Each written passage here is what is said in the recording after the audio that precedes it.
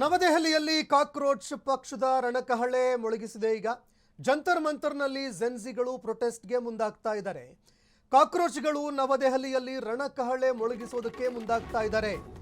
ರಾಷ್ಟ್ರ ರಾಜಧಾನಿಯಲ್ಲಿ ಕಾಕ್ರೋಚ್ಗಳ ಅಬ್ಬರ ಶುರುವಾಗಿದೆ. ಅಭಿಜಿತ್ ದೀಪ್ಕೆ ನೇತೃತ್ವದಲ್ಲಿ ಬೃಹತ್ ಪ್ರತಿಭಟನೆಗೆ ಮುಂದಾಗ್ತಾ ಇದ್ದಾರೆ. ಇನ್ನು ಇದೇ ವೇಳೆ ಒಂದು ಕಡೆ ದೆಹಲಿ ಪೊಲೀಸರು, ಮತ್ತೊಂದೆಡೆ ಕ್ಷಿಪ್ರ ಪಡೆಗಳು ಎಲ್ಲರೂ ಕೂಡ ಸರ್ಪಗಾವಲು ಹಾಕಿದ್ದಾರೆ. ಇದರ ನಡುವೆ ಕಾಕ್ರೋಚ್ ಜನತಾ ಪಾರ್ಟಿ ಪ್ರೊಟೆಸ್ಟ್ಗೆ ಮುಂದಾಗ್ತಾ ಇದೆ. ಇನ್ನು ದೆಹಲಿ ಏರ್ಪೋರ್ಟ್ನಲ್ಲಿ ಇಳಿತಾ ಇದ್ದಂತೆ ಕೈಯಲ್ಲಿ ಅಂಬೇಡ್ಕರ್ ಅವರ ಫೋಟೋವನ್ನ ಹಿಡಿದು ಪ್ರತಿಭಟನಾಕಾರರು ಬಂದರು. ಯುವ ಪಡೆಯಿಂದ ತುಂಬಿ ತುಳುಕ್ತಾ ಇದೆ ಜಂತರ್ ಮಂತರ್ ಕೂಡ. ದೇಶದ ಲಕ್ಷ ಲಕ್ಷ ಯುವಕರು ಶಾಂತಿಯುತವಾಗಿ ಪ್ರತಿಭಟನೆಯಲ್ಲಿ ತೊಡಗಿದ್ದಾರೆ. ಇನ್ನು ಪ್ರತಿಭಟನೆ ಮಾಡೋದಕ್ಕಿಂತ ಮುಂಚೆನೆ ಯಾವುದೇ ಕಾರಣಕ್ಕೂ ಕೂಡ ಪ್ರತಿಭಟನೆಯ ದಿಕ್ಕು ತಪ್ಪಿಸೋದಕ್ಕೆ ಮುಂದಾಗಬೇಡಿ. ಯಾವುದೇ ಆಂಟಿ ಸೋಷಿಯಲ್ ಎಲಿಮೆಂಟ್ಗಳು ಕಂಡು ಬಂದರೆ ಅಂಥವರ ವಿರುದ್ಧ ನೇರವಾಗಿ ಕ್ರಮ ಕೈಗೊಳ್ಳಿ ಅಂತ ಮನವಿ ಕೂಡ ಮಾಡಿಕೊಂಡಿದ್ದಾರೆ. ನಾವು ಸಂವಿಧಾನಾತ್ಮಕವಾಗಿ ಪ್ರಜಾಪ್ರಭುತ್ವ ವ್ಯವಸ್ಥೆಯಲ್ಲಿ ನಮ್ಮ ಜವಾಬ್ದಾರಿಯನ್ನು ಅರಿತುಕೊಂಡು ಶಾಂತಿಯುತವಾಗಿ ಪ್ರತಿಭಟನೆಗೆ ಮುಂದಾಗ್ತಾ ಇದ್ದೀವಿ. ಹೀಗಾಗಿ ಪ್ರಜಾಪ್ರಭುತ್ವ ವ್ಯವಸ್ಥೆಯಲ್ಲಿ ನಮ್ಮ ಪ್ರತಿಭಟನೆಯನ್ನು ಗೌರವಿಸಬೇಕು. ಯಾವುದೇ ಕಾರಣಕ್ಕೂ ಕೂಡ ದೇಶ ವಿರೋಧಿ ಯಾರೊಬ್ಬರು ಮಾಡಿದ್ರು ಅಥವಾ ಯಾರಾದರೂ ಈ ಪ್ರತಿಭಟನೆಯ ದಿಕ್ಕು ತಪ್ಪಿಸೋದಕ್ಕೆ ಮುಂದಾದರೆ ಅವರನ್ನು ಕೂಡಲೇ ಅರೆಸ್ಟ್ ಮಾಡಿ ಅಂತ ಕೂಡ ಅವರು ತಮ್ಮ ಸಾಮಾಜಿಕ ಪ್ರಜ್ಞೆ ಜೊತೆಗೆ ಸಾಂವಿಧಾನಿಕ ಪ್ರಜ್ಞೆಯನ್ನು ಕೂಡ ಅವರು ತೋರಿದ್ದಾರೆ. ಹೀಗಾಗಿ ಎಲ್ಲರೂ ಕೂಡ ಈ ಪ್ರತಿಭಟನೆಯನ್ನು ಗೌರವಿಸಬೇಕು ಕೂಡ. ನೋಡಿ, ದೃಶ್ಯಾವಳಿಯಲ್ಲಿ ನೋಡ್ತಾ ಇದ್ದೀರಿ, ಅಭಿಜಿತ್ ದೀಪ್ಕೆ ಅವರು ದೆಹಲಿ ಏರ್ಪೋರ್ಟ್ನಲ್ಲಿ ಬರ್ತಾ ಇದ್ದಂತೆ ಮೈ ಕಾನ್ಸ್ಟಿಟ್ಯೂಷನ್ ಅನ್ನುವಂತಹ ಪುಸ್ತಕ, ನನ್ನ ಸಂವಿಧಾನ ಪುಸ್ತಕವನ್ನು ಅವರು ಕೈಯಲ್ಲಿ ಹಿಡಿದುಕೊಂಡು ಬಂದರು. ಬಂದ ತಕ್ಷಣ ಅವರು ಮಾತನಾಡಿದಂತಹ ಮಾತು, ದೇಶದ ಶಿಕ್ಷಣ ಸಚಿವರು ಈ ಕೂಡಲೇ ರಾಜೀನಾಮೆಯನ್ನು ಕೊಡಬೇಕು. 5 ಜನ ಅಮಾಯಕ ವಿದ್ಯಾರ್ಥಿಗಳ ಸಾವಿಗೆ ಕಾರಣರಾಗಿದ್ದಾರೆ. 5 ಜನ ವಿದ್ಯಾರ್ಥಿಗಳು ಆತ್ಮಹತ್ಯೆ ಮಾಡಿಕೊಂಡಿದ್ದಾರೆ. ಹೀಗಾಗಿ ಈ ಕೂಡಲೇ ಅವರು ತಮ್ಮ ಸ್ಥಾನದಿಂದ ರಾಜೀನಾಮೆ ಕೊಡಬೇಕು. ಅವರು ರಾಜೀನಾಮೆ ಕೊಡುವವರೆಗೆ ನಮ್ಮ ಹೋರಾಟ ಮುಂದುವರಿಯುತ್ತೆ ಅಂತ ಅವರು ಎಚ್ಚರಿಸಿದ್ದಾರೆ ಕೂಡ. ಇನ್ನು ನಿನ್ನೆಯಿಂದ ನೋಡ್ತಾ ಇದ್ದೀವಿ ನಾವು, ಆ ಯುವಕರ ಪ್ರೊಟೆಸ್ಟ್ಗೆ ಅವಕಾಶ ಸಿಗ್ತಾ ಇಲ್ಲ. ನಿನ್ನೆಯಿಂದ ನಾನು ನೋಡ್ತಾ ಇದ್ದೆ, ಸೌರವ್ ದಾಸ್ ಅವರು ಕೂಡ ನಿರಂತರವಾಗಿ ಪ್ರಯತ್ನವನ್ನು ಮಾಡಿದ್ರು. ಈ ಕಾಕ್ರೋಚ್ ಜನತಾ ಪಾರ್ಟಿಯಲ್ಲಿ ದೆಹಲಿಯ ಒಂದು ನೇತೃತ್ವವನ್ನು ವಹಿಸಿಕೊಂಡಿರುವಂತಹ ನಾಯಕರು. ಆದರೆ ಪ್ರತಿಭಟನೆಗೆ ಅವಕಾಶ ಸಿಕ್ಕಿರಲಿಲ್ಲ. ಈಗ ಪ್ರತಿಭಟನೆಗೆ ಅವಕಾಶ ಸಿಕ್ಕಿದೆ. ದೆಹಲಿಗೆ ಕಾಕ್ರೋಚ್ ಜನತಾ ಪಾರ್ಟಿಯ ಸಂಸ್ಥಾಪಕ ಅಭಿಜಿತ್ ದೀಪ್ಕೆ ಅವರು ಆಗಮಿಸಿದ್ದಾರೆ. ಕಾಕ್ರೋಚ್ ಪ್ರತಿಭಟನೆಯಲ್ಲಿ ಪಾಲ್ಗೊಳ್ಳೋದಕ್ಕೆ ಭಾರತಕ್ಕೆ ಭೇಟಿ ಕೊಟ್ಟಿದ್ದಾರೆ. ಇವತ್ತು ಬೆಳಗ್ಗೆ ಅಮೆರಿಕದಿಂದ ದೆಹಲಿಗೆ ಆಗಮಿಸಿದ್ದಾರೆ ಅಭಿಜಿತ್ ದೀಪ್ಗೆ. ಜಂತರ್ ಮಂತರ್ನಲ್ಲಿ ಸಂಸ್ಥಾಪಕ ಅಭಿಜಿತ್ ದೀಪ್ಕೆ ಅವರು ಪ್ರೊಟೆಸ್ಟ್ ಮಾಡಲಿದ್ದಾರೆ. ಕೇಂದ್ರ ಶಿಕ್ಷಣ ಸಚಿವ ಧರ್ಮೇಂದ್ರ ಪ್ರಧಾನ್ ಅವರ ರಾಜೀನಾಮೆಗೆ ಆಗ್ರಹ ಮಾಡ್ತಾ ಇದ್ದಾರೆ. ಪ್ರೀತಿ ಹಾಗೂ ಶಾಂತಿಯಿಂದ ಆಂದೋಲನವನ್ನ ಮುನ್ನಡೆಸುವಂತೆ ಅವರು ಸಂದೇಶ ಕೊಟ್ಟಿದ್ದಾರೆ. ಎಕ್ಸ್ ಮೂಲಕ ದೇಶದ ಯುವಕರಿಗೆ ಅಭಿಜಿತ್ ದೀಪ್ಕೆ ಅವರು ಸಂದೇಶ ಸಾರಿದ್ದಾರೆ. ಸೋಷಿಯಲ್ ಮೀಡಿಯಾದಲ್ಲಿ ಕೋಟ್ಯಂತರ ಫಾಲೋವರ್ಗಳನ್ನು ಹೊಂದಿದ್ದಾರೆ. ನೋಡಿ, ಇದೇ ಸಂದರ್ಭದಲ್ಲಿ ಸಂವಿಧಾನಾತ್ಮಕವಾಗಿ ಪ್ರೀತಿಯಿಂದ ಶಾಂತಿಯಿಂದ ಈ ಹೋರಾಟವನ್ನು ಮಾಡಿ. ಇಡೀ ದೇಶದಲ್ಲಿ ನಿಮ್ಮ ಹೋರಾಟ ಪ್ರಜಾಪ್ರಭುತ್ವ ವ್ಯವಸ್ಥೆಯ ಒಂದು ಅಡಿಯಲ್ಲಿ ಇರಬೇಕು. ಆ ರೀತಿಯಾಗಿ ಪ್ರತಿಭಟನೆಯನ್ನು ಮಾಡಿ ಅಂತ ಅಭಿಜಿತ್ ದೀಪ್ಕೆ ಅವರು ಕರೆ ಕೊಟ್ಟಿದ್ದಾರೆ ತಮ್ಮ ಸೋಷಿಯಲ್ ಮೀಡಿಯಾದಲ್ಲಿ. ಆ ಒಂದು ದೃಶ್ಯಾವಳಿಯನ್ನು ಕೂಡ ನೋಡ್ತಾ ಇದ್ದೀರಿ ನೀವು. ಅವರು ಬರೋದಕ್ಕಿಂತ ಮುಂಚೆ ತಮ್ಮ ಸೋಷಿಯಲ್ ಮೀಡಿಯಾದಲ್ಲಿ ಬರೆದುಕೊಂಡಿರುವಂಥದ್ದನ್ನು ಕೂಡ ನೋಡ್ತಾ ಇದ್ದೀರಿ ದೃಶ್ಯಾವಳಿಯಲ್ಲಿ. ನೋಡಿ, ಈಗಾಗಲೇ ನಾವು ನೋಡ್ತಾ ಇದ್ವಿ, ಪ್ರೊಟೆಸ್ಟ್ ಆರಂಭ ಆಗೋದಕ್ಕಿಂತ ಮುಂಚೆ ಈಗಾಗಲೇ ಜಾಮರ್ಗಳನ್ನು ಕೂಡ ಅಳವಡಿಕೆ ಮಾಡಿದ್ದಾರೆ. ಅಂದರೆ ಯಾರೂ ಕೂಡ ಫೋನ್ನಲ್ಲಿ ಸಂಪರ್ಕ ಮಾಡೋದಕ್ಕೂ ಕೂಡ ಆಗ್ತಾ ಇಲ್ಲ. ಅಂದರೆ ವ್ಯವಸ್ಥೆಗೆ ಭಯ ಉಂಟಾಗ್ತಾ ಇದೆಯಾ? ಯಾಕ್ರಿ ಭಯ ಪಡಬೇಕಿದಕ್ಕೆ? ಸಂವಿಧಾನಾತ್ಮಕವಾಗಿ ಹೋರಾಟ ಮಾಡ್ತಾ ಇದ್ದಾರೆ. ಜೊತೆಗೆ ಮುಂಚೆನೇ ಅವರು ಬರ್ತಾ ಇದ್ದಂಗೆ ನೋಡ್ತಾ ಇದ್ದೆ ನಾನು, ಅವರು ತಮ್ಮ ಸಾಮಾಜಿಕ ಪ್ರಜ್ಞೆ ಆ ಕಾಳಜಿಯನ್ನು ತೋರ್ಪಡಿಸಿದ್ರು. ಯಾರೂ ಕೂಡ ಉಗ್ರವಾದ ಪ್ರತಿಭಟನೆಗಳಿಗೆ ಮುಂದಾಗಬೇಡಿ, ಶಾಂತಿಯುತವಾಗಿ ಪ್ರೀತಿಯಿಂದ ಹೋರಾಟಕ್ಕೆ ಮುಂದಾಗಿ ಅಂತ ಕರೆ ಕೊಡ್ತಾ ಇದ್ದಾರೆ.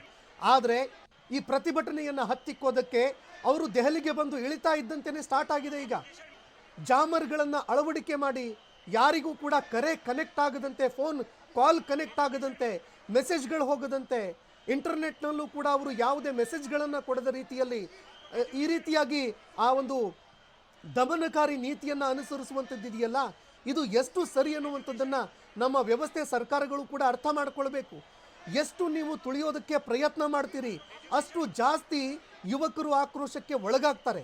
ಇದೇ ಕಾರಣಕ್ಕೋಸ್ಕರ ಎಷ್ಟು ಶಾಂತಿಯುತವಾಗಿ ಆ ಯುವಕರಿಗೆ ಪ್ರತಿಭಟನೆ ಮಾಡೋದಕ್ಕೆ ಅವಕಾಶ ಮಾಡಿಕೊಟ್ಟು ಆ ಯುವಕರ ಜೊತೆಯಲ್ಲಿ ನೀವು ಮಾತನಾಡಿ ಅವರ ಮನವೊಲಿಸಿ ಒಂದು ವ್ಯವಸ್ಥೆಯನ್ನು ತರ್ತೀವಿ ನಾವು. ಈ ಏನು ಕ್ವಶನ್ ಪೇಪರ್ಗಳು ಲೀಕ್ ಆಗ್ತಾ ಇದೆ ಅದರ ಬಗ್ಗೆ ಒಂದು ಒಳ್ಳೆ ಬದಲಾವಣೆಯನ್ನು ತರ್ತೀವಿ ಅಂತ ಆ ಭರವಸೆಯನ್ನು ಕೊಡಬಹುದಲ್ವೇ? ಆದರೆ ಅದನ್ನು ಬಿಟ್ಟು ಒಂದು ಕಡೆ ನಾನು ನಿನ್ನೆಯಿಂದ ನೋಡ್ತಾ ಇದ್ದೀವಿ ನಾವು ಅವರ ಪ್ರತಿಭಟನೆಗೆ ಅವಕಾಶವನ್ನು ಮಾಡಿಕೊಡದೇ ಇರೋದು. ಆ ಬ್ಯಾನರ್ ಹಾಕಿದಿರಲ್ವಾ ಹಿಂದೆ, 200 ರೂಪಾಯಿ ಬ್ಯಾನರ್ ಅದು. ಆ ಬ್ಯಾನರ್ಗೆ ದುಡ್ಡು ಎಲ್ಲಿಂದ ತಂದ್ರಿ? ಅದಕ್ಕೂ ಕೂಡ ತುಂಬ ಚೆನ್ನಾಗಿ ಉತ್ತರ ಕೊಟ್ಟರು ಆ ಕಾಕ್ರೋಚ್ಗಳು. ಅದನ್ನು ಕೂಡ ನೋಡ್ತಾ ಇದ್ವಿ, ಯುವಕರು ತುಂಬ ಚೆನ್ನಾಗಿ ಉತ್ತರ ಕೊಟ್ಟರು. 100 ರೂಪಾಯಿ ದುಡ್ಡು ಹಾಕಿದ್ರೆ 200 ರೂಪಾಯಿದು ಒಂದು ಬ್ಯಾನರ್ ಆಗುತ್ತೆ, ಅದನ್ನು ಬಿಡಿ ದಯವಿಟ್ಟು. ನಾವು ಏನು ಹೇಳ್ತಾ ಇದ್ದೀವಿ, ಏನು ಬೇಡಿಕೆ ಇಡ್ತಾ ಇದ್ದೀವಿ, ಏನು ಮನವಿ ಮಾಡ್ಕೊಳ್ತಾ ಇದ್ದೀವಿ ಅದರ ಬಗ್ಗೆ ಗಮನ ಹರಿಸಿ. ನಾವು ಕೇಳ್ತಾ ಇರುವಂಥದ್ದು ಒಂದು ಪಾರದರ್ಶಕವಾಗಿರೋ ಎಕ್ಸಾಮನ್ನು. ಕೋಟಿ ಕೋಟಿ ಜನರ ಮತದಾನ ಪಾರದರ್ಶಕವಾಗಿ ಆಗುತ್ತೆ. ಮಕ್ಕಳ ವಿದ್ಯಾರ್ಥಿಗಳೇನು ಬರೀತಾರೆ ಆ ಎಕ್ಸಾಮು, ಅದರಲ್ಲಿ ಯಾಕೆ ಪಾರದರ್ಶಕವನ್ನು ತರೋದಕ್ಕಾಗ್ತಾ ಇಲ್ಲ ಅಂತ ಆಕ್ರೋಶ ಹೊರ ಹಾಕ್ತಾ ಇದ್ರು. ಈ ಬಗ್ಗೆ ಮತ್ತಷ್ಟು ಮಾಹಿತಿ ಕೊಡ್ತಾರೆ ನನ್ನ ಸಹೋದ್ಯೋಗಿ ಸಾಹಿಲ್. ಫೋನ್ ಸಂಪರ್ಕದಲ್ಲಿ ಜಾಯ್ನ್ ಆಗಿದ್ದಾರೆ. ಸಾಹಿಲ್, ನಿನ್ನೆಯಿಂದ ಸಾಕಷ್ಟು ಅಡೆತಡೆಗಳು, ಇವತ್ತು ಕೂಡ ಜೀವ ಬೆದರಿಕೆಗಳು ಕೂಡ ಇರುವಂತಹ ಸಂದರ್ಭದಲ್ಲಿ ಅಭಿಜಿತ್ ದೀಪ್ಗೆ ಕೊನೆಗೂ ಭಾರತಕ್ಕೆ ಬಂದು ಇಳಿದಿದ್ದಾರೆ. ಜಂತರ್ ಮಂತರ್ನಲ್ಲಿ ಹೋರಾಟಕ್ಕೆ ಅಣಿಯಾಗ್ತಾ ಇದ್ದಾರೆ ಕೂಡ. ಇದೇ ಸಂದರ್ಭದಲ್ಲಿ ಸಾಕಷ್ಟು ಸಮಸ್ಯೆಗಳು ಕೂಡ ಎದುರಾಗ್ತಾ ಇದೆ. ಒಂದು ಕಡೆ ತಯಾರಿಗಳು ಕೂಡ ಆಗಿದ್ದಾವೆ. ಪೊಲೀಸರಾಗಿರಬಹುದು, ಕ್ಷಿಪ್ರ ಪಡೆಗಳು ಕೂಡ ತಯಾರಿಯನ್ನು ಮಾಡ್ಕೊಂಡಿದ್ದಾವೆ. ಹೋರಾಟಕ್ಕೆ ಯಾವ ರೀತಿ ತಯಾರಿ ಆಗಿದೆ, ಜೊತೆಗೆ ಅಭಿಜಿತ್ ದೀಪ್ಗೆ ಅವರು ಏನೆಲ್ಲ ಹೇಳಿದ್ದಾರೆ, ಈ ಬಗ್ಗೆ ಮತ್ತಷ್ಟು ಮಾಹಿತಿ ಕೊಡೋದಾದ್ರೆ. ಸಂತೋಷ್, ಇವತ್ತು 7 ಗಂಟೆಗೆ ಏರ್ಪೋರ್ಟ್ ಲ್ಯಾಂಡ್ ಆಗಿರ್ತಕ್ಕಂತಹ ಅಭಿಜಿತ್ ಅನುಭವಿಸಿದ ಯಾತನೆಗಳು ಒಂದೆರಡಲ್ಲ, ಬ್ಯಾಕ್ ಟು ಬ್ಯಾಕ್ ಸಂಕಷ್ಟಗಳು. ಏರ್ಪೋರ್ಟ್ ನಿಂದ ಇಳಿದ ತಕ್ಷಣ ಅಲ್ಲಿನ ಸ್ಥಳೀಯ ಪೊಲೀಸ್ ಠಾಣೆಗೆ ಹೋಗ್ತಾರೆ ಅನುಮತಿಯನ್ನ ಪಡೆಯೋದಕ್ಕೆ. ಅಲ್ಲೂ ಕೂಡ ಒಂದಷ್ಟು ಹೈಡ್ರಾಮಾಗಳು ನಡೀತಾವೆ. ಪೊಲೀಸರು ಅವರನ್ನ ಸತಾಯಿಸಿ ಅರ್ಧ ಗಂಟೆ ಅವ್ರನ್ನೆಲ್ಲರನ್ನೂ ಕೂಡ ವೆಯ್ಟ್ ಮಾಡಿಸಿ ಅದಾದ ನಂತರ ಅನುಮತಿ ಕೊಡ್ತಾರೆ. ಅನುಮತಿ ಸಿಕ್ಕ ತಕ್ಷಣ ಅಲ್ಲಿಂದ ಯುವ ಪಡೆಗಳು ನೇರವಾಗಿ ಬಂದಿದ್ದು ಜಂತರ್ ಮಂತರ್. ನೋಡಿ, ಲಕ್ಷಾಂತರ ಯುವಕರು ಸೇರ್ಕೊಂಡಿದ್ರು ಕೂಡ ಒಂದೇ ಒಂದು ದ್ವಿಚಕ್ರ ವಾಹನಕ್ಕೂ ಟ್ರಾಫಿಕ್ ಅಡೆತಡೆ ಆಗೋದಿಲ್ಲ. ಅಂದ್ರೆ ಅಷ್ಟೊಂದು ಡಿಸಿಪ್ಲಿನ್ ಆಗಿ ಸಾಂಘವಾಗಿ ಆ ರ್ಯಾಲಿಗಳು ಜಂತರ್ ಮಂತರಿಗೆ ಬಂದು ಸೇರುತ್ತೆ. ಈಗ ಅಭಿಜಿತ್ ಅವರು ನಿಂತ್ಕೊಂಡು ಮಾತನಾಡ್ತಾ ಇದ್ದಾರೆ. ಆದ್ರೆ ಫ್ರೀಡಂ ಟಿವಿಯ ಜೊತೆ ಲೈವ್ ಆಗಿ ಬರೋದಕ್ಕೆ ಸಕಲ ಪ್ರಯತ್ನಗಳು ಕೂಡ ಆಯ್ತು. ಆದ್ರೆ ಅಲ್ಲಿ ಜಾಮರ್ ಹಾಕಿರೋದ್ರಿಂದಾಗಿ, ಟೆಕ್ನಿಕಲ್ ಇಶ್ಯೂಸ್ ನಿಂದಾಗಿ ನಮಗೆ ಸಾಧ್ಯ ಆಗ್ತಾ ಇಲ್ಲ. ಡಯಾಸ್ ನಿಂದ ಇಳಿದ ತಕ್ಷಣ ಪ್ರಥಮ ರಿಯಾಕ್ಷನ್ ಫ್ರೀಡಂ ಟಿವಿಗೆ ಕೊಡ್ತೀನಿ ಎನ್ನುವಂತಹ ಭರವಸೆಯನ್ನು ಕೂಡ ಅಭಿಜಿತ್ ಕೊಟ್ಟಿರುವಂತಹದ್ದು.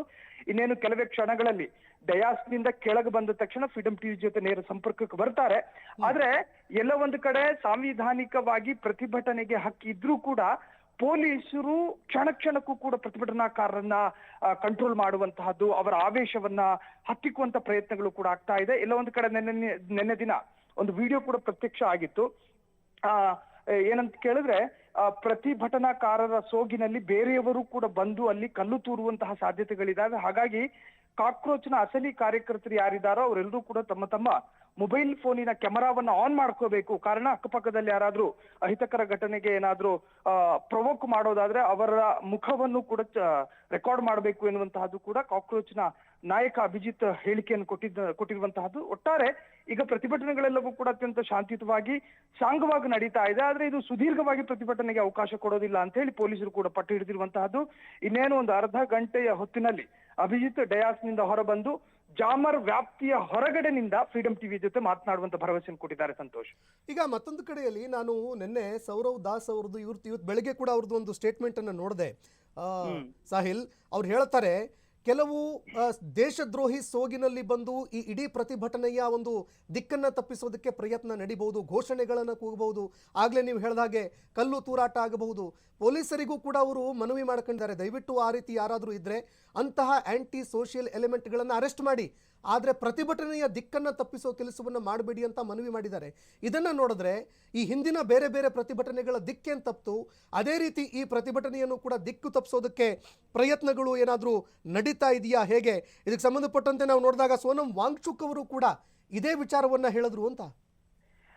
Exactly, literally correct. ಕಾರಣ ತಿಂಗಳುಗಳ ಹಿಂದೆಯೇ ಇದಕ್ಕೆಲ್ಲವೂ ಕೂಡ ವ್ಯವಸ್ಥಿತ ಪ್ಲಾನ್ಗಳಾಗಿದೆ. ಕಾರಣ ಕಾಕ್ರೋಚಿನ ಅಧಿನಾಯಕ ಅಭಿಜಿತ್ ದೀಪ್ಗೆ ಆಗಿರ್ಲಿ, ಅಥವಾ ಧ್ರುವ್ ರಾಠೆ ಆಗಿರ್ಲಿ, ಇವರೆಲ್ಲ ಕರೆ ಕೊಟ್ಟಿದ್ದು ಏನು ಅಂತ ಕೇಳಿದ್ರೆ, ನಿಮ್ಮ ಬಲಗೈಯಲ್ಲಿ ಅಂಬೇಡ್ಕರ್ ಅವರ ಫೋಟೋ ಇರ್ಲಿ, ಮತ್ತೊಂದು ಕೈಯಲ್ಲಿ ಅಂದ್ರೆ ಬಲಗೈಯಲ್ಲಿ ರಾಷ್ಟ್ರದ ಏನು ಧ್ವಜ ಇರ್ಲಿ, ಮತ್ತೊಂದು ಕೈಯಲ್ಲಿ ಅಂಬೇಡ್ಕರ್ ಅವರ ಫೋಟೋ ಇರ್ಲಿ. ಕಾರಣ ದುಷ್ಟ ಶಕ್ತಿಗಳು ನಮ್ಮ ಸೋಗಿನಲ್ಲಿ ಬಂದು ನಮ್ಮ ಪ್ರತಿಭಟನೆಯನ್ನ ಹಾಳು ಮಾಡೋ ಸಾಧ್ಯತೆಗಳಿದಾವೆ.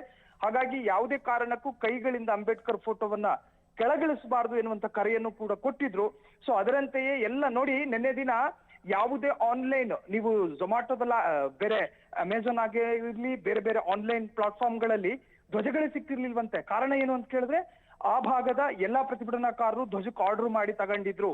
ಅಂಬೇಡ್ಕರ್ ಅವರ ಭಾವಚಿತ್ರವೂ ಕೂಡ ಸಿಕ್ತಿರ್ಲಿಲ್ಲ. ಕಾರಣ ಎಲ್ಲ ಲಿಟ್ರಲಿ ಯುವ ಪಡೆಯೂ ಕೂಡ ಅಂಬೇಡ್ಕರ್ ಅವರ ಭಾವಚಿತ್ರವನ್ನ ಖರೀದಿ ಮಾಡಿದ್ದಾರೆ ಎನ್ನುವಂತಹದ್ದು ಸಂತೋಷ್.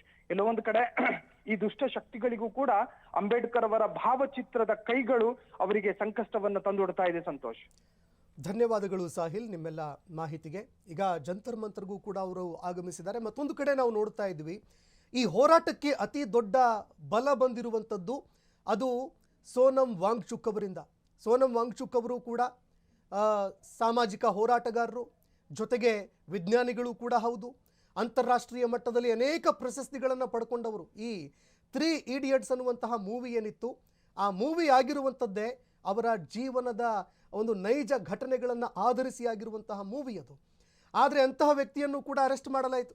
ಯಾವಾಗ ಅವರು ಲಡಾಖ್ ಏನಿದೆ ಅದಕ್ಕೆ ಸಾಂವಿಧಾನಿಕ ಪ್ರಾತಿನಿಧ್ಯತೆ ಕೊಡಿ ಅಂತ ಯಾವಾಗ ಪ್ರತಿಭಟನೆಯನ್ನು ಮಾಡಿದ್ರು, ಅವ್ರನ್ನೂ ಕೂಡ ಅರೆಸ್ಟ್ ಮಾಡಲಾಯಿತು. ಅವರು ಕೂಡ ಹೇಳಿದರು, ಎಲ್ಲರೂ ಕೂಡ ನಿಮ್ಮ ಕೈಯಲ್ಲಿ, ಒಂದು ಕೈಯಲ್ಲಿ ಭಾರತದ ಧ್ವಜ ಇರಲಿ, ಮತ್ತೊಂದು ಕೈಯಲ್ಲಿ ಈ ದೇಶದ ಸಂವಿಧಾನದ ಪ್ರತಿ ಅಥವಾ ಅಂಬೇಡ್ಕರ್ ಅವರ ಫೋಟೋ ಇರಲಿ ಅಂತ ಅವರು ಕೂಡ ಕರೆ ಕೊಟ್ಟಿದ್ರು.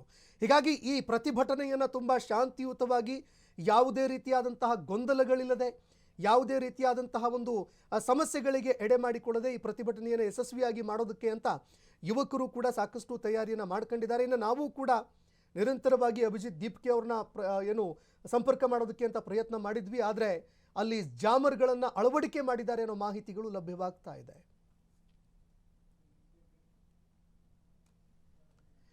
ಡಿ.ಕೆ. ಶಿವಕುಮಾರ್ ಅವರ ಸಂಪುಟದಲ್ಲಿ ಖಾತೆಯ ಕೋಲಾಹಲ ಆರಂಭ ಆಗಿದೆ. ಈಗ ರಾಮಲಿಂಗಾರೆಡ್ಡಿ ಅವರ